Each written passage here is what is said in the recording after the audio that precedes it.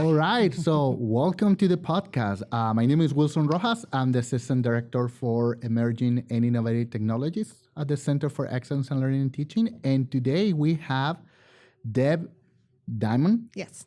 Young, and Rachel Morgan. So welcome. Thank you. Before we start, I have a lot of great questions, I think so, about some work that you're doing around AI. But before I go into that, I just want to introduce yourself. So Deb is an adjunct professor in the English department here at UNI. Mm-hmm.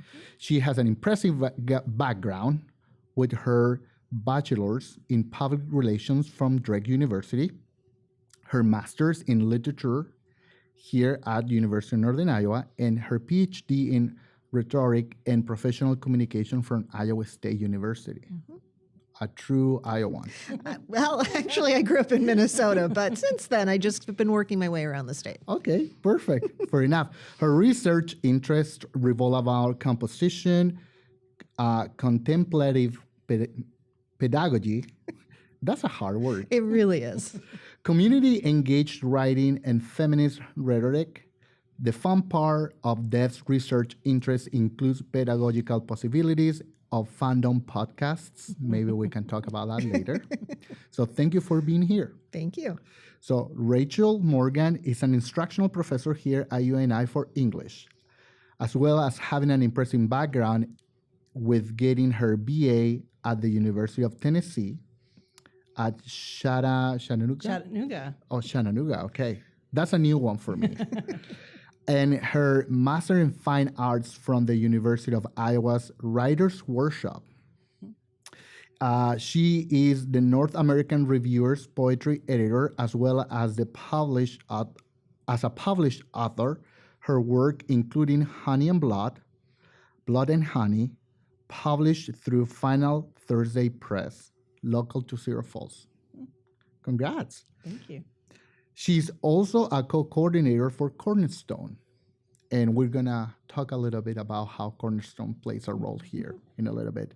Rachel's teaching interests involve rhetoric and composition, creative writing, and introduction to literature, with her research interest entails first-year writing courses, poetry, service learning.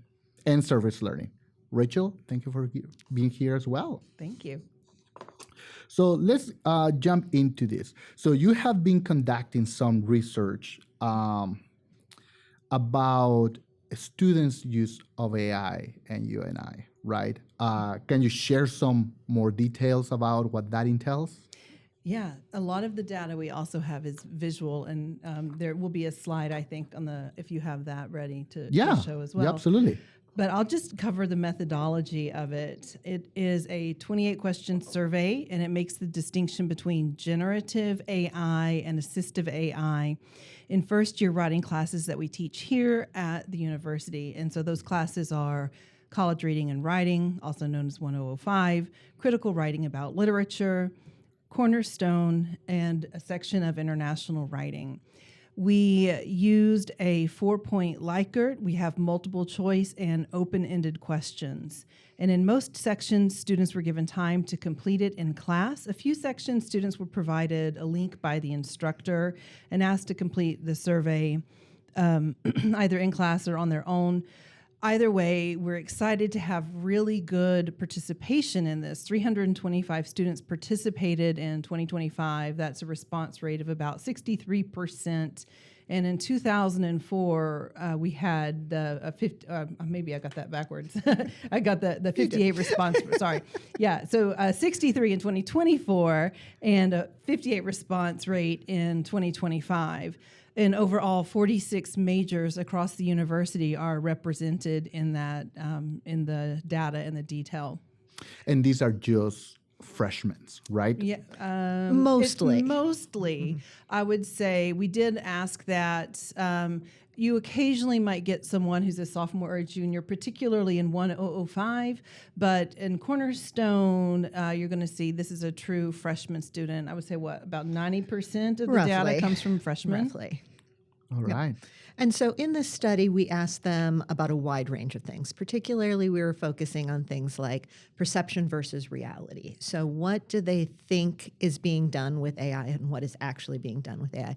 And this year, about 80% of students in this survey said that they thought the majority of their peers used generative AI in their writing class projects, which is actually up from 69% last year. So vast majority of students think that everybody else is doing this. But the data says that only 2.3% reported using AI with every writing assignment. 19% reported using it for many writing assignments. 45% reported using it once or twice, kind of a here or there sort of situation. And 33% said they've never used AI in a writing assignment at all, which is really interesting compared to that perception. In fact, last year we had a student who specifically said that they felt that they were basically harming their own grade by not using AI because everybody else was. And they weren't, which is kind of an interesting kind of dichotomy there between what students report happening and what they think everybody else is doing. And as with any self-reported study, you always kind of have to think about, okay, are people being honest in their responses? But these responses were 100% anonymous. The students knew that when they agreed to participate. There was no way to even track them back to like the class that they were in. And so they really didn't have a lot of reason to not be honest in their answers. So I think we can look at these numbers and think that they're pretty accurate there. Yeah, and I think there is, it's, to me, it's really interesting to hear from one hand, students are saying, you know what, I don't use it, but there is this perception from themselves, right? Saying, but you know what, I don't use it, but my classmates are using it. Absolutely. And I feel like, I should be using it. I think that's really interesting. Yeah, oh, absolutely. The pro AI PR is working. I mean, that's clear, right? There are so many stories out there about how everybody is using AI, that it is TV. everywhere. Yeah. And that has been absorbed by these students. They really believe that it is being used in every place. Yeah. This reminds me of a post that I saw on LinkedIn during the summer. There was a graph that showed the uptick of ChatGPT usage during finals. Sure. And there was this discussion, right, among colleagues, like, oh, they are using it for finals. But also the caveat that nobody was talking about was during 2 months, ChatGPT was free. So from May and June, it was free for everybody. So also that kind of explained that Absolutely. peak. Absolutely. I want to go back to one thing that you mentioned, this difference between generative AI and assistive AI. Can you, expand a little bit on that? Yep. We asked throughout the survey, we made a distinction between generative and assistive. Assistive AI will be things like Grammarly, citation bots, anything that's given a specific task. It doesn't create anything new.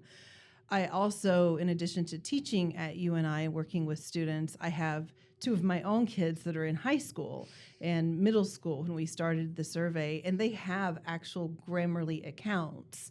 And many of the students that are in our classrooms at UNI come from high schools where they have assistive AI already baked in and they're expected to use it.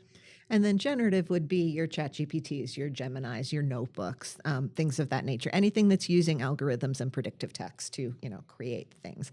And so it's a wide net of what makes something fall into that generative AI category. But we really wanted to make sure that we were differentiating between the two, because often with assistive AI, students don't even realize they're using it, right? Mm-hmm. They're just going in, and if you go into Purdue OWL, there's a little spot, if you're looking up citation, there's a little spot that you can put your source in, and it will generate a citation for you. You might not even realize that that's an AI situation. And so we really wanted to make sure that we were clear between those two. Yeah. Do you feel that the students understand this different? I mean, obviously the ones that took the survey, I feel that, maybe they can take that away, or they are different. But do you think regular students that they are not necessarily engaged with your survey, do you think that they understand the difference? It's a good question. We talked more about types of AI usage. That was a question we added in this year. I would say maybe not. One of the things I'm finding in talking about AI with students is how it's trained and what it is. Because many times we hear our students coming from a high school saying, don't use AI, but they've been using Grammarly, right? And so, I mean, throughout the survey, we make the distinction with examples and types and names, but I would say by and large, probably not. Well, I mean, even we asked students, like Rachel said, this year, what software, what programs they're using in AI, just so that we could track and kind of get a feel for what students are working with. And I think there was, what was it, like 20%? I'm not sure on that number. Sorry, these numbers just, finished. We just closed the survey last week, so we're still working on them. But we just said, I don't know. I have no idea what. I know I've used it, but I have no idea what I was using.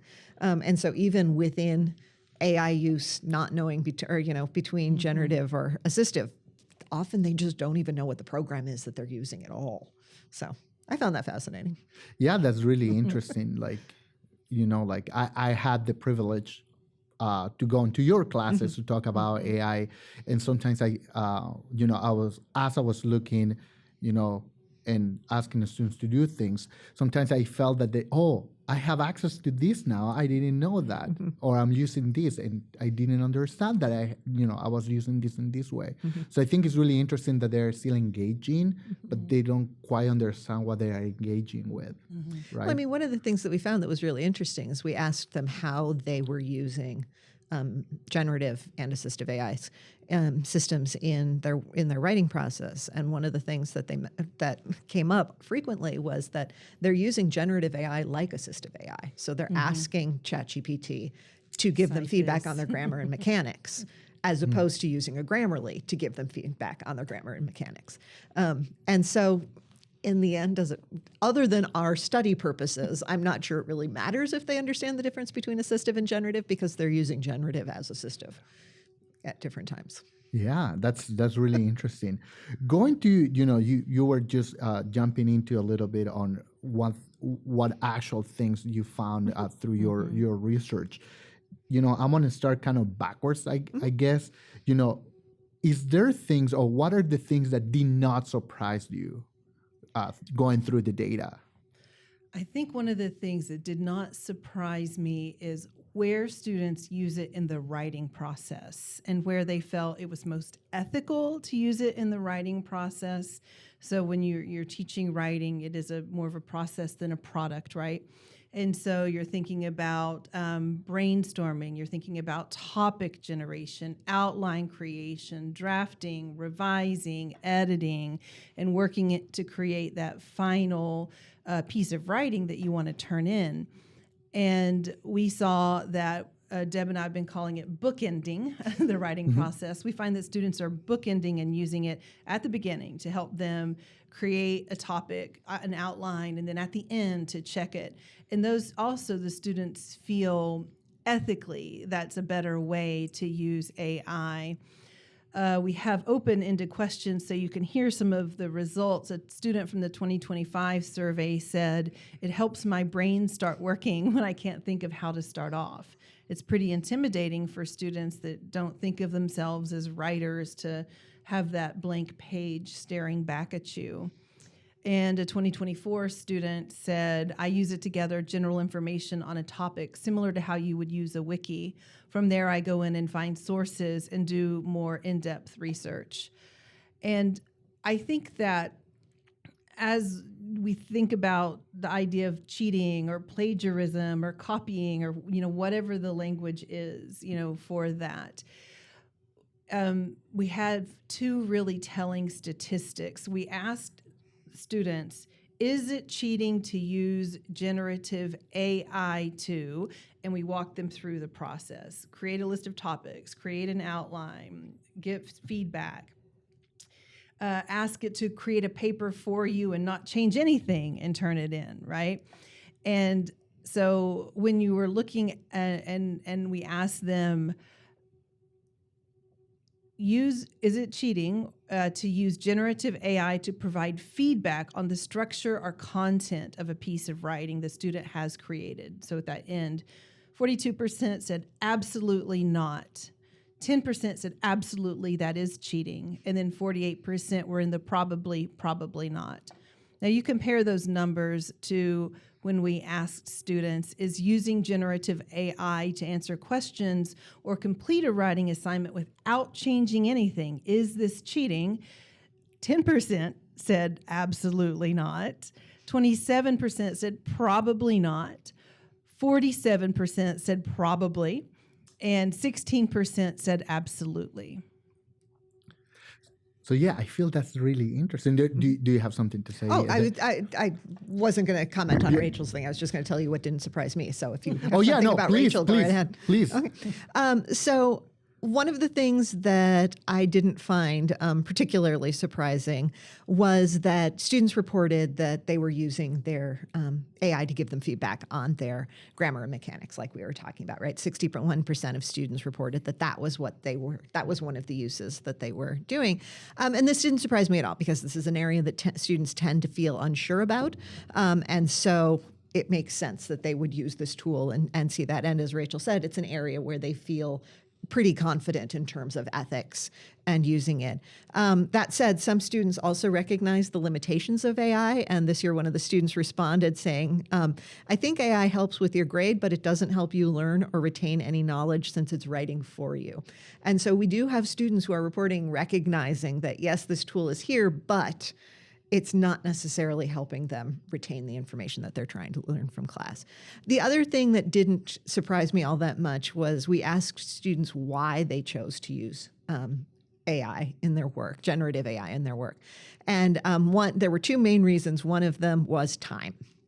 So we gave them two options in terms of time questions, whether they felt that they weren't given enough time in an assignment or whether they felt that they procrastinated or had been too busy. And then we combined those two answers into our time responses. And the number of students who chose time as their reason why they used it rose from 58 to 78 this year.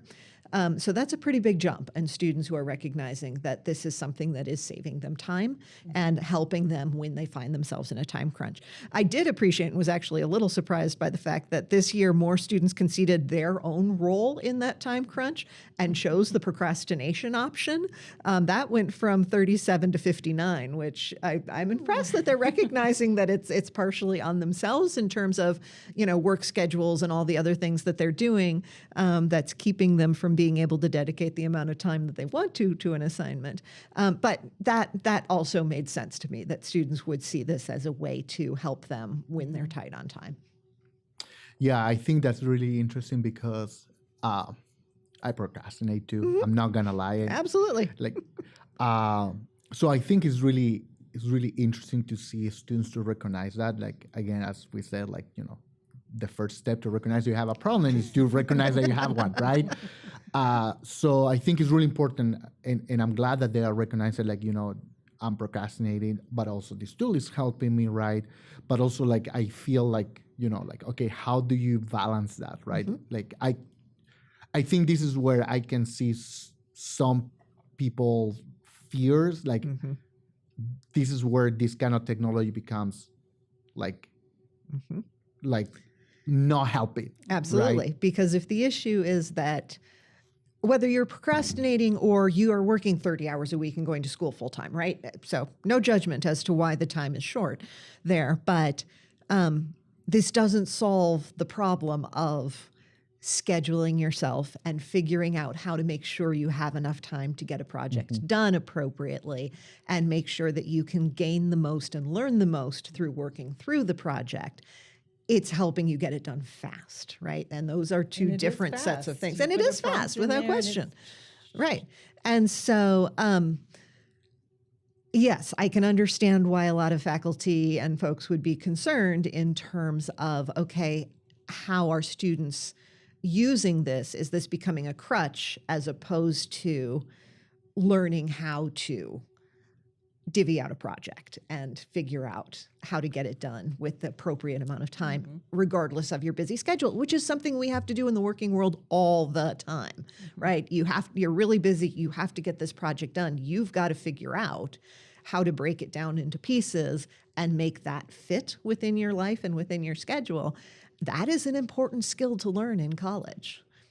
And so if we're shortcutting that by just hopping to AI, that's not necessarily helpful. Yeah, no, that's really true. I would like to see the results, right? We have some graphics, but before we go to that, I would like to ask you, what things actually surprise you from your results? Ooh, okay, so go back to a day in fall in 2024, and my students had just taken the survey, and next day in class, right? I'm like, okay, and we had read this poem. I can't think of something so human generated. It's Ross Gay's poem "To a Fig Tree on 9th and Christian." So we read the poem, right? And I said, "Tell me something you're curious about in this poem." And the students did a great job. They're like, "How can a fig tree grow in this northern climate?" They were talking about community gardens. Someone was looking up freegan movements, and then I was like, "Okay, go to ChatGPT and ask them about this poem." Or I'm sorry, I say go to AI and ask them about this poem. I didn't tell them which AI to go to. And then they all got back a very similar answer. In Ross Gay's poem, insert title, this is a poem about a community coming together and the power of people and the connection between land. And so they're all getting sort of what the poem is about, or the answer, if you will. But at the same time, in the survey, the first year, students credited ChatGPT with creativity, right? That it was more creative or could think of more topics sometimes. Students weren't really aware that a hallucination is built into ChatGPT to maybe mimic, human creativity or out-of-the-box thinking. And that really surprised me that they were citing it with creating something. Because it does create the papers, but giving it creativity. And then this was the moment, like the old lady moment, where I was clenching my pearls in the classroom. I'm like, okay, what AI did you use? And we're going around the room, and somebody's like, Gemini, ChatGPT, and somebody said Snapchat, and I was like, what? So I learned on that day that Snapchat had an AI, and I was like, Deb, we got to ask them what AI they're using this year. So it turns out this year we did, and 145 students said ChatGPT, 150 said Grammarly, and 51 said Snapchat. And there were others in there, Third most reported, but it was the third Snapchat. most reported was Snapchat. And so, yeah, we will revisit this when we talk about recommendations, but that really surprised me. Yeah, that one surprised both of us, I think. One of the things that I found most surprising is in our ethics questions, we had what we like to refer to as our sticky 9%. And the sticky 9%, basically, it didn't matter how light the AI usage was, if we were asking them if it was ethical to generate topic ideas, to write an outline, to check a citation. That 9% said it was not, ever. There was no usage for this group, and it really stays right around 9%, that there was absolutely no usage that they could think of or that we could give them that they found to be an ethical use of AI in coursework. And I found that to be really, really interesting because all the ethics questions stayed really stable between last year and this year, including that sticky 9% there. And it just kind of reminds us that there are students who see AI as deeply problematic, no matter how you might be using it. Even assistive AI, that 9% still stayed there. So there's a group of students who just believe there is no ethical way to use AI in coursework. And I think that's a really important thing for us to remember. Yeah, and I think there is an important topic there, because even though, in full transparency, I'm one of one of the people that believe like, yeah, this is the skill for the future and we should expose our students. At the same time, we have to understand that not all want to use it, that some students, right, have an ethical issue with it. And that means not using it for courses because they think it's cheating, or maybe they have some environmental uh, ethical concern with it, or concerns about privacy, or concerns about like um, corporations, whatever that is. Like I think also at the same time, like to people like me, it's really good to hear that and check myself and say, huh, right? Not everybody wants to use it, right? So how instead of imposing becomes a choice, right? So Yeah. I think that's really interesting. Do you want to walk us through some of the results on the Sure. screen? Yeah, sure. Yep, we can do that. Perfect. So We'll explain them to those who are just listening. That was the study design information. So okay, we can Yeah. skip that. yeah. Yep. This graphic is the perception of use. And when you think about the self-reported use, right? Like, it's almost inverse. It's almost the opposite. They're sitting around thinking like, I think 80% of my peers are doing this, right? Yeah, no, that's really interesting. And you want to? I was going to say, I'm having a hard time you have seeing not it done from here. So, Okay. And this is the difference between assistive AI on the far left and then generative on the right.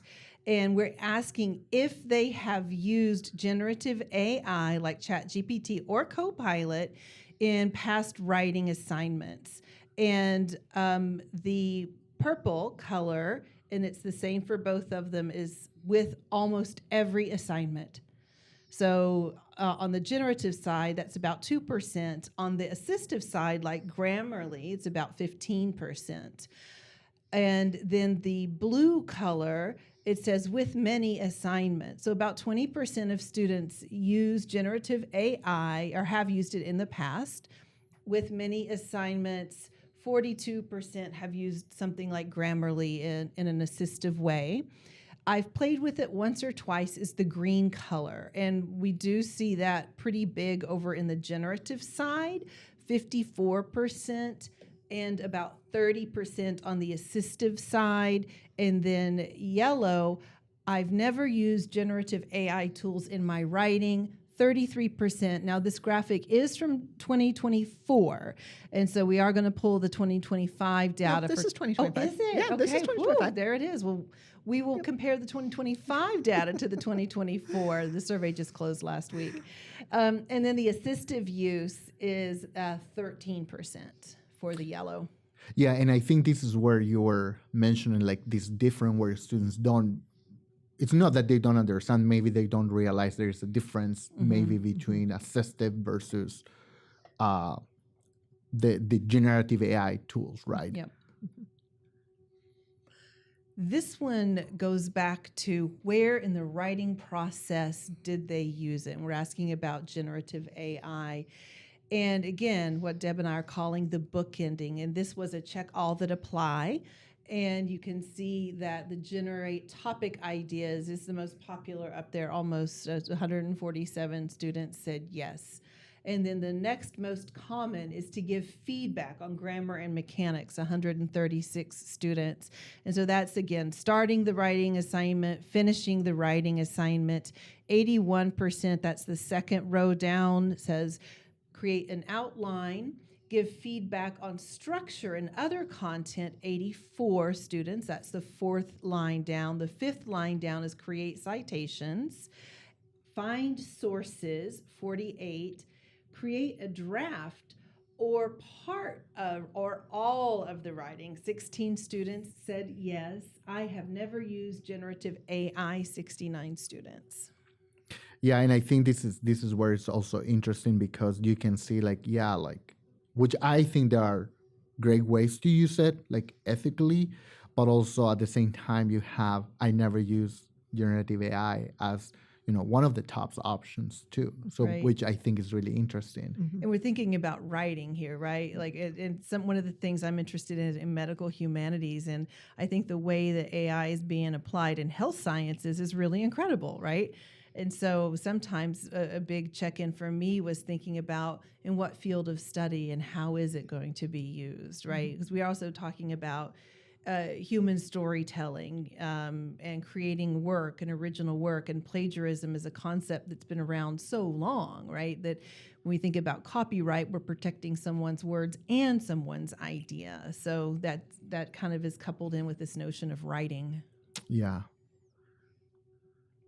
This compares the usage from 2024 to 2025, and it is simply how they're using generative AI on a writing assignment. And there are some notable changes, I think, here.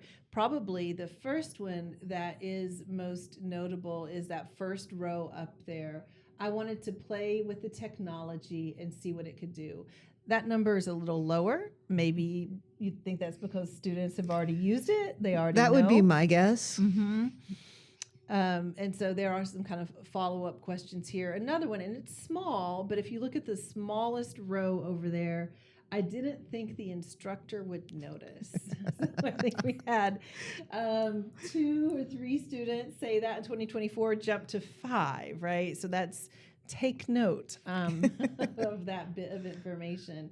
And then another one that is probably a little bit different is I thought AI would help me create something better than I could create on my own. It was some of that sort of shininess when it was a little newer in 2024, and it's down just a titch. But Deb and I anecdotally talk about predictively what we will find, and I think that might be something that we see go down a little bit as students understand more about prompt engineering and usage and learning language models and exactly how this thing is being created. Yeah. Do you consider the following uses of AI? This is what I was talking These are about. the ethics questions. The ethics questions about cheating. And so this is saying, would you use generative AI to answer questions or complete a writing assignment without changing anything? And the ones that say absolutely not, that's 13%. And then the ones that say absolutely this is cheating is 53%. Which it's in line with other studies that I have seen, where there was one study that I remember, 68% consider, 68 of the students consider using AI or writing an entire paper as cheating. Right. Which gives me hope, right? Like they understand that, I shouldn't be using this to just write my entire paper, right? Yeah. The next step in the writing process, we ask if they thought it was cheating, is using generative AI to draft answers to questions or create a first draft of writing assignment or a portion of the writing assignment with subsequent changes by the student. So would that be cheating? About 10% said absolutely not. Would that be cheating? Absolutely. 16% said yes. And then you got that real big squishy middle on this question. So there's a lot of ethical gray area for students on this topic. And we specifically did this on a 4-point scale so that nobody could pick the middle spot. They had to declare at least somewhat on one side of the line or the other. You need to commit to an answer, exactly, right? Exactly. This one, do you consider cheating using generative AI to create an outline that the student will use to draft an outline of their own? Absolutely not. 25% said, no, that's not cheating. Absolutely, that is cheating. That sticky 9% here is about 7%. And you see again, the probably not is green and probably is turquoise.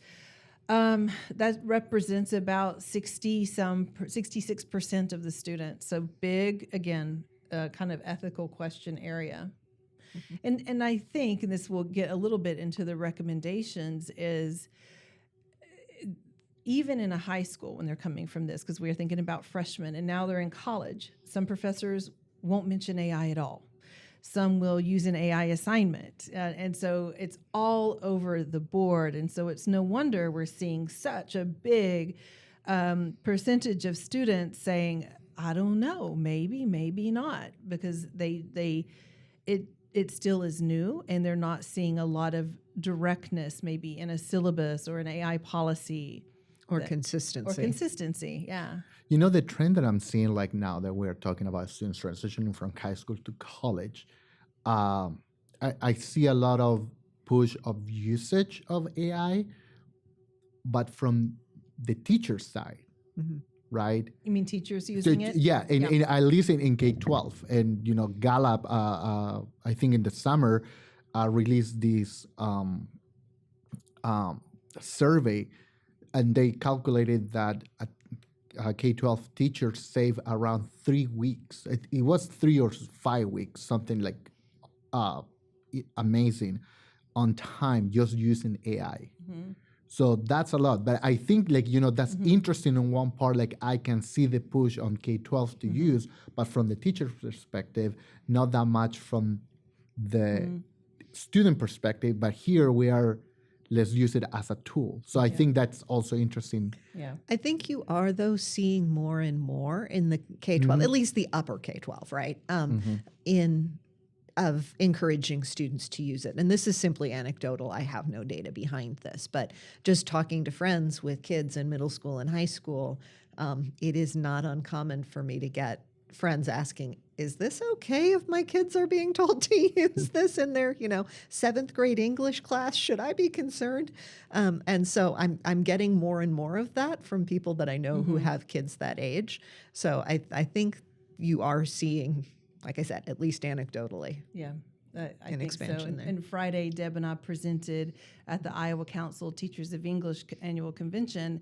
And at the end of our presentation, a teacher came up to us and showed us Magic School, which is like It's a faculty, it's intended precisely as you said for teachers to use in their own preparation. Yeah. And he brought it up to show us because there were a bunch of bullet points that Magic School was recommending to them, and one of the things was 80% of your planning should be done by AI, and then 20% of it should be done by you. And so the AI system was telling them that it should be used for 80% of their work. So that was just really interesting. Yes, absolutely. Okay. Do students consider it cheating to create a list of topics for a project? Absolutely not. 44%. Absolutely, that's cheating. That sticky 9% right there in the purple. And then in the middle is the probably turquoise, 16%, and the 31% probably not. Is it cheating if you ask AI to provide feedback on the structure or the content of writing that was student created? Absolutely. Purple, 9% said yes, that's cheating. That's sticky 9%. Absolutely not, 43%. And that just speaks exactly to what Deb just shared. Anecdotally, I hear it too. I hear it as a parent of a students. That they're being told X, Y, and Z in English class to engage with AI in the feedback way. Probably not, 33%. Probably the turquoise, 16%. Yeah, I think all these results are really interesting. And I want to start kind of like, thinking about the time that we have here. I want to start shifting a little bit because I really want to know, you both are not only researchers, right, but also you also teach writing.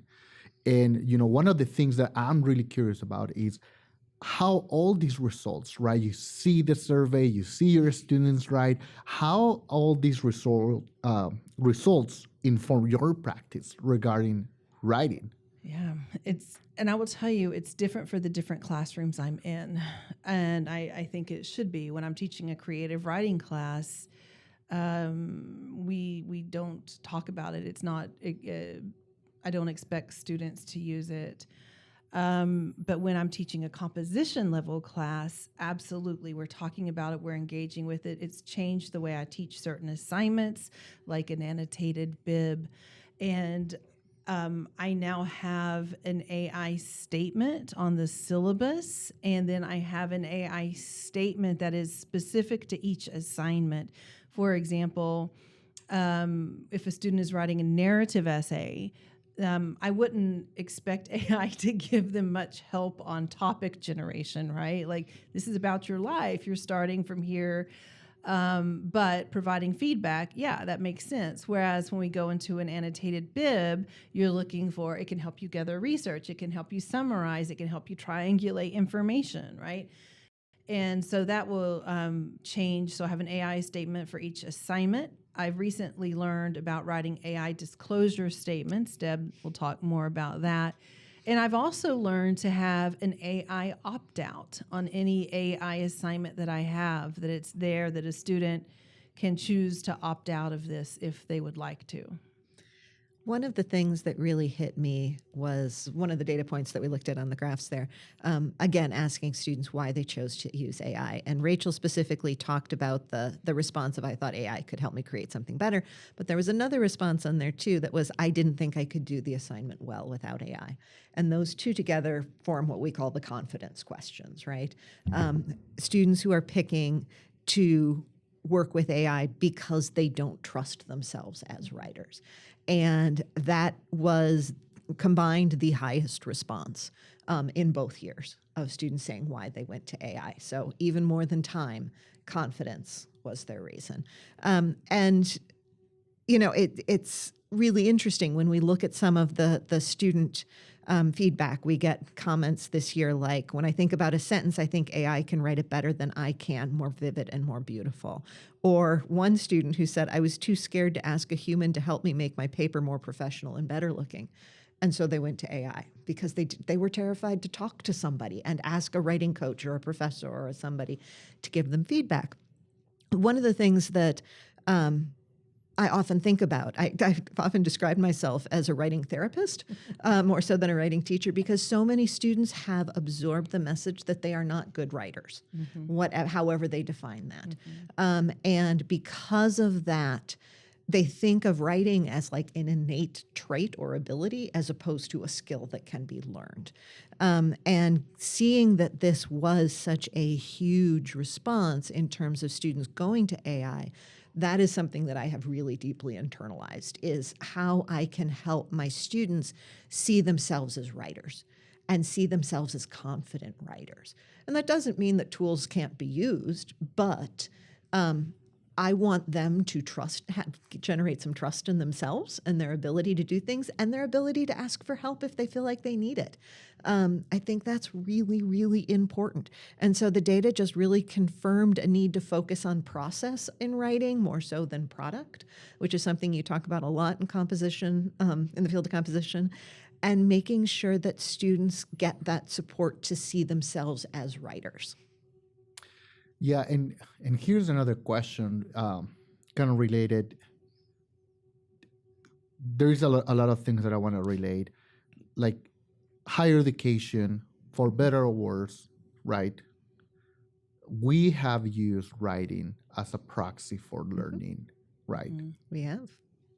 And I feel, right, sometimes is the right way to do it. Sometimes there's might be better ways to do it. You are really close to not only the writing process, right, because you teach writing, but also, at the light of the results, right? What are things that you can tell your colleagues about, like, your own takeaways from this work, but also as writers, right? What things can you share with your colleagues? I wear two hats when I talk about AI. One is, I edit for a literary magazine, and a lot of places like that say absolutely no AI, right? And then I also, co-coordinate a first-year writing course on this campus and teach composition. But one of the biggest, I think, takeaways for me and my colleagues too is I think about, on this campus, we purposefully chose Copilot and getting the students behind that paywall. It sort of levels the playing field rather than using Snapchat or using ChatGPT, these free versions, right? If I tell my students, if it's free, you're what's for sale, right? And so they're there, training these learning language models. And one of the reasons creative folks and writers don't are fans of AI, having their work taken, stolen, and used it to train these models. I want my students working behind the paywall, right? Like working with Microsoft Copilot rather than in these other places. I want them to understand and know how learning language models work and what kind of content they create and what side of the fence they'll choose to play on and why. And so that's important to me to at least think about that. So one of the things that I think about is precisely what you were saying, Wilson. Thinking about if you're assigning writing, why you're assigning writing, right? If you're assigning writing, if that's important in your field, you need to be teaching writing. We in composition can't teach all the types of writing that happen on this campus. We can't even come close. As Rachel mentioned, we've got 46 different majors represented in this data because that's what our classes are. They are all the majors. This is a gen ed class. And so if you use writing as a form of assessment, you need to be teaching it and how that writing fits in your field. And part of that is talking about AI and teaching about AI, right? If AI is used prevalently in, for example, Rachel was saying in the health fields in terms of generating documentation, then you need to be talking about that and how that impacts students and the way that they work, and know where your boundaries are and make sure that you are very, very clearly communicating them. Because as we've already said, all of us have different boundaries for ourselves, for the classes we teach, for the fields that we're in. Those lines change and shift. Absolutely. And so you've got to be part of that conversation. Don't assume that one class is teaching this and now it's done. If this is part of your field, this is your just to talk about just as much as ours.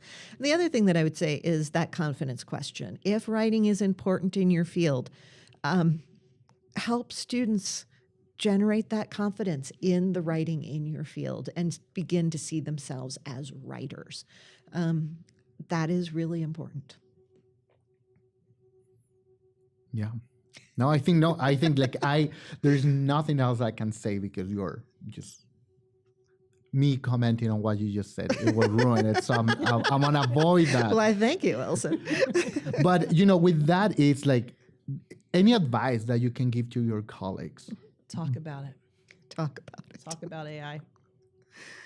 How it's used, what your expectations are. Even if you want to ban it at the door, talk about why. Mm-hmm. Yeah, communicate. There's nothing else there. Even though we had one student who said something about AI fatigue being real this year in the open comments, we've still got to talk about them. If you have boundaries, communicate them everywhere you possibly can to make it extremely clear. This should not be a gotcha contest. That is not the goal. It's not to catch students doing something you don't want them to do. It's helping them understand why you don't want them to do it in the first place so that they can learn how to ethically work in the field that they want to go into. And so talk about it. And we were specifically talking about writing in AI classes, AI and writing classes, because that's our field. But if you're in healthcare, if you're in environmental sciences, right, you've got different angles to this. Teach it that comes out of your area. And then the final thing. Finance. Oh, absolutely. All of them have different AI systems, have different ways to use it, different ethics levels, different questions that they're dealing with. So take your small little area and talk about that as much as you possibly can. And then the final thing I would add in there is remember that sticky 9% and make sure students have a way to opt out. If this is something that they just feel they cannot ethically use, then don't force them if you possibly can. I mean, I know in some fields, maybe there are things that, like in the healthcare, if you're going to be a nurse and you're going to have to use that as part of your reporting system, then yeah, we might just have to break it down. But that doesn't mean you have to use AI in other areas. So just be really sensitive to that and try to watch that. I had one student this year who made a comment that I thought was great. If you're a bad writer and you rely on ChatGPT, you're still going to be a bad writer. You'll just sound like a robot. So for the students who don't like this, they don't like this. I've heard them refer to it as the clunkers, like a machine, a robot. Like the clunkers didn't write my paper, I did. Mm-hmm. We're getting a lot more negative pushback this year than we did last year. Yeah. That's for sure. Yeah, and I do think there is this fatigue, right? And there is a lot of talk now, at least in the business environment, about this AI bubble, right? Yes, yeah. Is it going to be profitable? That it happened so fast, and it's a bit of the Wild West. We're seeing a lot of things happen. It's pretty interesting time to be thinking about AI, writing, copyright, business, profit. And the thing is that every day there's new things. Like, last week just Google saying they could find a way to cure cancer, like using AI, or Anthropic versus writers, or the New York Times versus OpenAI, talking about copyright. So there is a lot of things happening. There's a new study that I was just reading that came out of MIT that's talking about basically what this is doing to your brain if you're using AI. They were comparing AI use for writing, search engines for writing, and brain only for writing. And they were finding that basically you're not firing the synapses by not doing it yourself, and that's literally changing your brain EEG as you're working on these things. So I think this is so new. It's the research as it becomes longitudinal, when we can start looking at this over time, is going to be really, really fascinating. Agreed. Yes. And I hope we can keep talking about it. And Absolutely. I hope next year we can have you again to talk about the results and maybe look at how things have changed over time. Yeah. Mm-hmm. Deb? That's Rachel? what we're hoping to look Yeah, at. hope so. Thank you so much for being here with us today. Thank you for having us. Yeah, thank you.